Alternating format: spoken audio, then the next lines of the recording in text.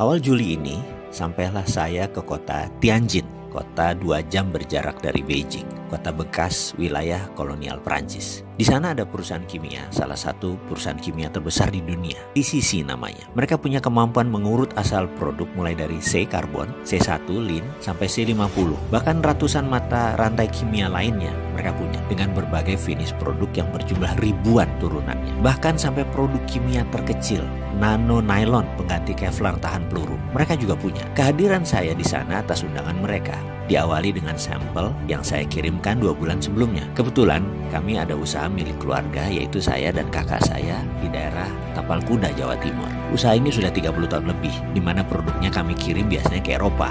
Namun namanya usaha, skala rumahan, ya kecil lah kapasitasnya. Ketika jadwal makan malam, di mana saya diatur untuk ketemu dengan tetua ahli kimia untuk berdiskusi lebih lanjut, saya seakan makan malam dengan maestro alkemi sesepuh seumuran Merlin. Merlin itu alkemis gurunya King Arthur zaman dulu. Bahasa Inggris mereka sempurna, walau mereka bertiga usianya sudah di atas 84 tahun. Pendidikan mereka didapat di kampus kenamaan di Amerika dan Eropa. Mereka tamatan MIT dulunya, way back then, sewaktu mereka ambil program doktor. Salah satu di antara mereka mulai membuka pembicaraan dengan pertanyaan, how can you mix the precious metal with common metal, becoming alloy like this? Katanya sambil menunjukkan sampel yang saya kirim.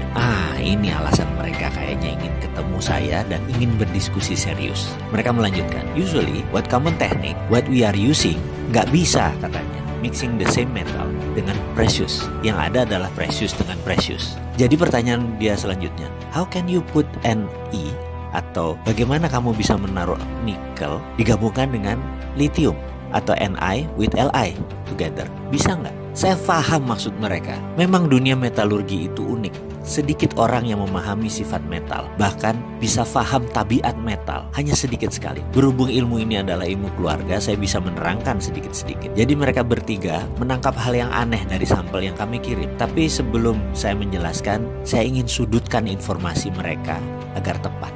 Saya tanya balik, what metal do you need? I will answer, what do you need? Not what you want to know. Is it okay with you? Jadi saya akan menjawab apa yang mereka butuhkan, bukan apa yang mereka ingin tahu. Jawaban mereka singkat, Li, lithium.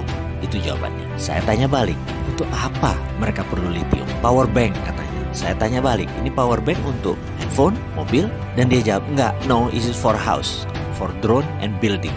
Mereka jawab. Asli saya terdiam, otak saya setengah kram. Makan malam Cina Muslim dengan Xi'an style, kambing muda yang lembut seakan tidak terkunyah jadinya. Saya bilang mohon penjelasan lebih lanjut. Hanya kalimat itu yang keluar dari mulut saya, yang dijelaskan dengan terjemahan singkat sebagai berikut. Bayangkan ada baterai yang bisa di-charge selagi listrik di rumah dipakai selama 4 jam. Lalu baterai tersebut akan dipakai selama 24 jam, seperti power banknya telepon. Jadi misalnya bayaran listrik kita yang biasanya 1 juta itu tinggal 20% atau tinggal 200.000 karena kita hanya memakai 1/5 daya listrik per harinya, di mana sisanya 4/5-nya akan menggunakan power bank tadi. Dan mereka menarget harganya tidak lebih 14 juta rupiah, itu pun dengan margin keuntungan di atas 40%. Siapa sih yang nggak bisa beli power bank yang bisa menghasilkan 5.000 kilowatt dengan harga 14 juta yang bisa mengirit 80% biaya listrik bulanan? Saya bukan kepikir masalah siapa yang akan beli power bank tersebut, tetapi daya listrik PLN